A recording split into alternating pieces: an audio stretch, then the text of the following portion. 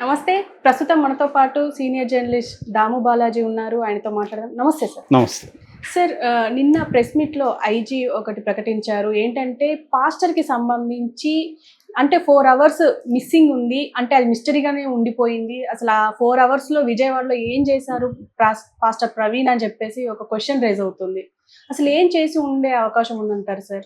యాక్చువల్‌గా నిన్న Eluru range IG Ashok Kumar గారు ప్రెస్ మీట్ పెట్టారు.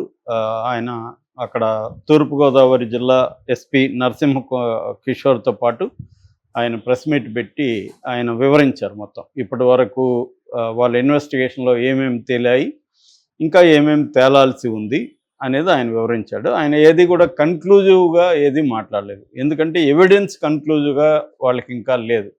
ఎప్పుడైనా అది హత్య లేకపోతే యాక్సిడెంటా? హత్య అయితే ఎవరు చేశారు? యాక్సిడెంట్ ఎలా జరిగింది? ఇవన్నీ చెప్పాలంటే కన్క్లూజివ్ ఎవిడెన్స్ కావాలి. అందుకని ఆయన ఏం చెప్పాడంటే ఇప్పటి వరకు ఉన్న పోస్ట్ మార్టం రిపోర్టు వాళ్ళకి ఇంకా టాక్సికాలజీ, ప్యాథాలజీ రిపోర్ట్స్ రావాలి. FSL forensic science lab Vijayawada నుంచి రిపోర్ట్ రావాలి. అట్లాగే ఇంకొన్ని ఎంక్వైరీలు ఇంకా ఆన్గోయింగ్ ఉన్నాయి. అవన్నీ కన్క్లూడ్ అవ్వాలి. ఇవన్నీ అయినాక కానీ నేను కన్క్లూడ్గా చెప్పగలను. అయితే చెప్పగలను. ఇప్పటి వరకు అయితే ఇది ఒక అనుమానాస్పద మృతి 194 బిఎన్ఎస్ బిఎన్ఎస్ఎస్ సెక్షన్ కింద. ఇంతకుముందు 174 క్రిమినల్ ప్రొసీజర్ కోడ్ కింద పెట్టేవాళ్ళు. ఇప్పుడు దాన్ని భారతీయ నాగరిక సురక్షా సంహిత కింద 194 కింద రాజానగరం పోలీస్ స్టేషన్లో కేసు పెట్టారు. ఇది ఇప్పటికీ అనుమానాస్పద మృతి. కన్క్లూజివ్గా ఇది యాక్సిడెంటా లేకపోతే హత్య అనేది పోలీసులు ఇప్పటివరకే అనౌన్స్ చేయలేదు. అయితే దీని చుట్టూ అనేక గందరగోళాలు ఉన్నాయి, డౌట్లు ఉన్నాయి, కాన్స్పిరసీ థియరీలు ఉన్నాయి. కాబట్టి చంద్రబాబు నాయుడు ఎస్పీ కిషోర్తో దాదాపు ముందు రోజు 45 నిమిషాల పాటు మాట్లాడి దీని మీద ప్రజలకి విషయాలు తెలియజేయండి, లేకపోతే దీంట్లో గందరగోళాలు పెరుగుతున్నాయని ఆయన చెప్పడంతో ఐజీ వచ్చి నిన్న చెప్పారు. ఆయన బేసిక్గా ఏం చెప్పారంటే ఈ అబ్బాయి ప్రవీణ్ పగడాల హైదరాబాద్లో 11 గంటలకి 24న ఉదయం 11 గంటలకు బయలుదేరాడు. అక్కడి నుంచి వాళ్ళ ఇంట్లో వాళ్ళతో మాట్లాడారు. ఎందుకు బయలుదేరాడు, ఎక్కడికి బయలుదేరాడు అంటే రాజమండ్రికి బయలుదేరాడు. రాజమండ్రిలో ఆయన చర్చి లాంటిది కట్టిస్తున్నాడు, సొంత జాగా కొన్నాడు అక్కడ నామవరంలో కుమార్తె పేరుతో. సో దాన్ని అక్కడ ఆకాష్ అండ్ జాన్ అనే 2 వ్యక్తుల ద్వారా అక్కడ కన్స్ట్రక్షన్ స్టార్ట్ చేయాలని ప్లాన్ ఉంది. అక్కడ హౌసింగ్ బోర్డులో అద్దె ఇల్లు కూడా తీసుకున్నారు ఉండడానికి వెళ్ళినప్పుడు. ఆ పని కోసం ఆయన వెళ్తున్నారు. ఇది ఆకాష్, జాన్ అండ్ వాళ్ళ భార్య ముగ్గురికి తప్ప ఎవరికి కూడా ఆయన రాజమండ్రి వస్తున్నట్టు రాజమండ్రిలో కూడా ఎవరికి తెలియదు. సో ఈ క్రమంలో ఆయన 11కి తన రాయల్ ఎన్ఫీల్డ్ మీద బయలుదేరాడు మార్నింగ్ 11కి. ఆ తర్వాత చౌటుప్పల్కి 1:29 చౌటుప్పల్ దగ్గర విజువల్ దొరికింది. ఆ తర్వాత విజయవాడలో విజువల్ దొరికింది. విజయవాడ తర్వాత వాళ్ళకి విజువల్ అంటే విజయవాడ నుంచి మళ్ళీ బయటకు వచ్చి వేరే దీని దగ్గర గొట్టిపాడు వరకు వాళ్ళకి విజువల్స్ దొరకలేదు. సో అంటే గొట్టిపాడికి విజయవాడకి 65.4 కిలోమీటర్ల దూరం ఉంటుంది. అక్కడ నుంచి మళ్ళీ విజువల్ ఉంది, కొవ్వూరు ఉంది, అలా ఉన్నాయి. సో ఈ విజయవాడలో ఆయన దాదాపు 3 నుంచి 4 గంటల పాటు మిస్ అయ్యాడు అనేది ఇప్పుడు ఆయన చెప్తున్నాడు. సో దీని నుంచి ఇప్పుడు రకరకాల థియరీలు పుట్టుకొస్తున్నాయి. సో 3 గంటలు విజయవాడలో ఈ ప్రవీణ్ పగడాల ఏం చేశాడు అంటే దానికి 2 రకాల ఎక్స్ప్లెనేషన్ మళ్ళీ కౌంటర్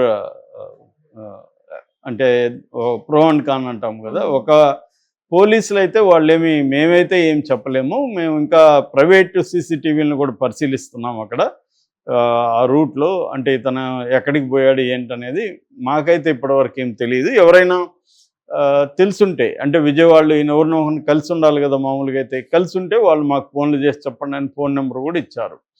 సో అంటే విజయవాడలో ఈ 3-4 గంటలు ఏం చేశాడనేది కీలకంగా ఉంది. కాబట్టి మేమైతే విచారిస్తున్నాం. మాకు ఇంకా ఆయన ఏం చేశాడనే దానికి సంబంధించి పూర్తి సమాచారం లేదు అనేది అశోక్ కుమార్ చెప్పారు.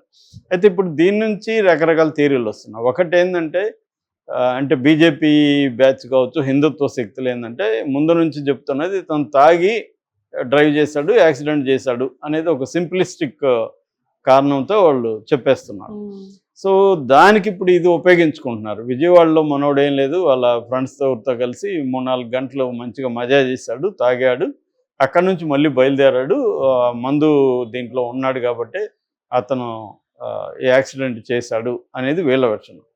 ఈ అసలు యాక్సిడెంటే కాదు, హత్య జరిగింది అని చెప్పే వాళ్ళకి కూడా ఇది ఉపయోగపడింది. అంటే ఇక్కడే విజయవాడలో చంపేశారు, విజయవాడలో చంపేసి ఈ బైక్ని అతని కాస్ట్యూము వేరే వాళ్ళకి వేసి, అతనిలాగా ఉన్న వాళ్ళకి బైక్ని అతని చేత నడిపించి అక్కడికి వేరే వెహికల్లో తీసుకెళ్ళి అక్కడ డెడ్ బాడీని వేసేసి యాక్సిడెంట్గా చేశారు. అక్కడ కెమెరాలు లేవు కాబట్టి ఆ ప్లేస్ని ఎంచుకొని అది చేశారు.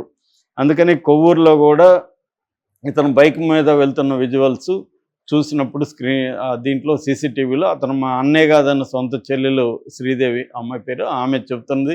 అట్లాగే చాలామంది ఆయనకి బాగా దగ్గర తెలిసిన వాళ్ళు కూడా అతని లాగా లేడు, అసలు బాడీ లాంగ్వేజ్ కానీ ఆ కాళ్ళ పొడవు కానీ అవన్నీ ఇతనిది కాదు అని ఇతను బైక్లో ఉన్న వేరే ఫోటోని పెట్టి కంపారేటివ్గా కూడా అనాలిసిస్ చేస్తున్నారు. అంటే క్లియర్గా ఇది హత్యే, అది కూడా అక్కడేదో వెహికల్ని వేరే కారు కొట్టో ఇంకోటో కొట్టే స్పాట్లో చేసిన హత్య కాదు, ముందే ప్రీ ప్లాన్డ్గా చేసిన హత్య అనేది ముందు నుంచి కూడా ఒక వెర్షన్ ఉంది. దానికి ఇప్పుడు ఈ 4 గంటల మిస్సింగ్ అనేది వాళ్ళకు ఉపయోగపడింది.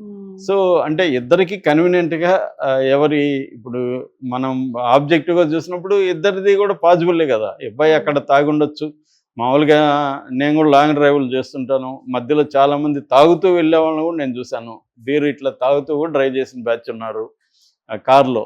వెహికల్ 2 వీలర్లో కూడా తాగి డ్రైవ్ చేసే బ్యాచ్లు కూడా బోల్డ్ మంది ఉన్నారు. సో అలాంటప్పుడు యాక్సిడెంట్లు జరిగే అవకాశం కూడా ఉంది. ఎందుకంటే మనకి యాక్సిడెంట్ కారణాలలో తాగుడు ఒకటి అనేది మేజర్ ఇదనమాట.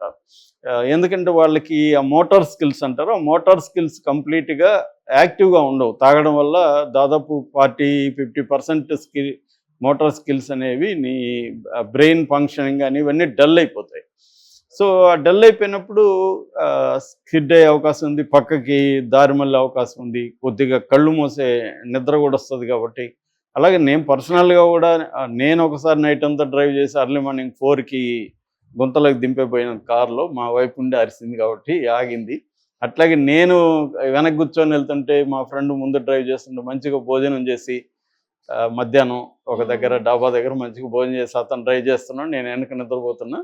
అతని కారు అలాగే దింపిపోతే పక్కన కూర్చున్న అతను అరిచాడు. అరవకపోతే ఆ రోజు ఏమైందో తెలీదు.